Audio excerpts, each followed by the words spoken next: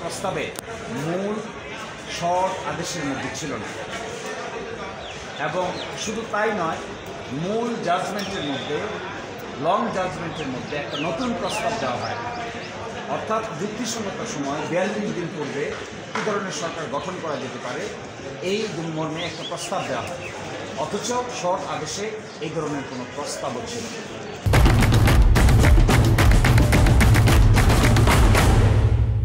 বলা হয়েছিল আরও পরবর্তী দুটি সংসদ নির্বাচন ডকট্রিন অফ নেসেসিটির কারণে কেয়ারটেকার গভর্নমেন্টের সিস্টেমের অধীনে হতে পারে, কিন্তু পূর্ণাঙ্গ জাজমেন্ট যখন বের হলো তখন দেখা গেল এই অংশটুকু আর নাই, তখন এসেছে ভিন্ন কনসেপ্ট।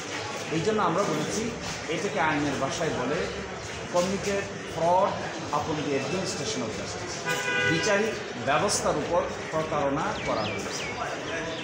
আর সেকেন্ড কথা হলো, আমরা এটাও বলেছি যে ডেমোক্রেসি এবং ফ্রি ফেয়ার ইলেকশনস আর ইনসেপারেবল টুইন। এই যে দুটো হলো যমজ শিশুর মতো, একটা ছাড়া আরেকটা অর্থহীন। গণতন্ত্র নিরপেক্ষ অবাধ নির্বাচন ছাড়া অর্থহীন। একটাকে যদি আলাদা করে দেওয়া হয় তাহলে আরেকটার কোনো মূল্য থাকে না। মাতৃজঠরে দুইটা শিশু যেমন জড়িত থাকে, একটাকে যদি নষ্ট করে ফেলে আরেকটা জীবিত থাকতে পারে। একইভাবে গণতন্ত্রকে যদি আলাদা করে ফেলা হয় তাহলে এটি জীবিত থাকতে পারে না। সেই জন্য আমরা বলছি যে অবাধ সুষ্ঠু নিরপেক্ষ নির্বাচন অনুষ্ঠানের সবচাইতে বড় হাতিয়ার হলো নন পার্টি কেয়ারটেকার গভর্নমেন্ট, নির্দলীয় নিরপেক্ষ তত্ত্বাবধায়ক সরকার। যদি এইটাকে বাতিল করে দেওয়া হয় তাহলে ফ্রি ফেয়ার ইলেকশন বাতিল হয়ে যায়। ফ্রি ফেয়ার ইলেকশন যদি বাতিল হয়ে যায় তাহলে ডেমোক্রেসিও বাতিল হয়ে যায়। এবং ডেমোক্রেসি এবং free fair election basic structure of the constitution, সংবিধানের মৌলিক স্তম্ভ। পঞ্চদশ সংশোধনী মামলায় হাইকোর্টের বিচারপতিগণ বলেছেন যে পঞ্চদশ সংশোধনী বাতিল করে দিয়েছেন, বাতিল করে বলেছেন যে কেয়ারটেকার গভর্নমেন্ট সিস্টেম হলো বাংলাদেশের সংবিধানের একটি বেসিক স্তম্ভ, এই জন্য এটিকে বাদ করা সংবিধান সম্মত হয়নি। এই আলোচনা আজকে হয়েছে, আগামীকালকে বিস্তারিত বাকি আলোচনা। আমি বলেছি যে এই মামলার রায়ে 7 জন বিচারপতি ছিলেন, 4 জন বাতিলের পক্ষে বলেছেন, 3 জন রাখার পক্ষে বলেছেন।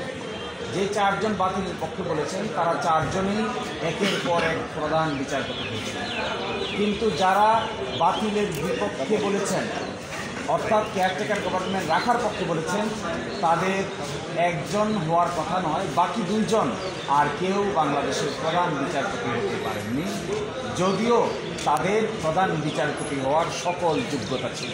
তাদেরকে সুপারসিড করা হয়েছে।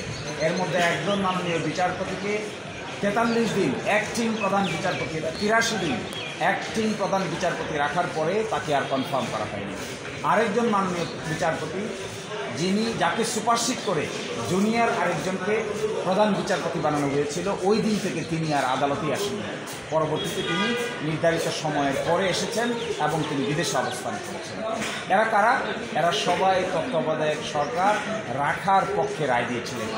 যদিও এটা কাকতালীয়, কিন্তু এটি একটি কেমিস্ট্রি আছে। আমি বলেছি আমরা পূর্ণাঙ্গ হিয়ারিংয়ের সময় বলবো, এটি এমনিতেই নয়। কেয়ারটেকার সরকার বাতিল করেছেন যারা, তারা পরবর্তীতে পুরস্কৃত হয়েছেন। যারা রাখার পক্ষে ছিলেন তারা তিরস্কৃত হয়েছেন পেশাগতভাবে।